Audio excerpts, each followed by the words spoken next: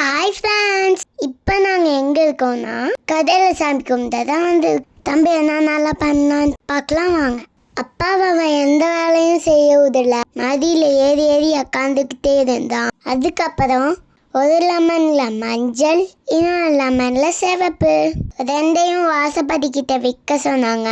ரெண்டையும் சூப்பரா வச்சாச்சு. அதுக்கப்புறம் சாமிக்கு மாலை போட்டாச்சு, இலையும் போட்டாச்சு. இலையில இருக்கிறதெல்லாம் தம்பி எடுத்துக்கிட்டே இருப்பான்ட்டு அவனுக்கு பொரிய கொடுத்து ஓரமா உட்கார வச்சாச்சு. நேரத்து குடுக்க அப்பா ஃப்ரூட்ஸ் எல்லாம் இலையில வச்சுக்கிட்டு இருந்தாரு. அப்பையும் அவன் இலையில இருக்கிறதெல்லாம் எடுத்துக்கிட்டே இருந்தான்.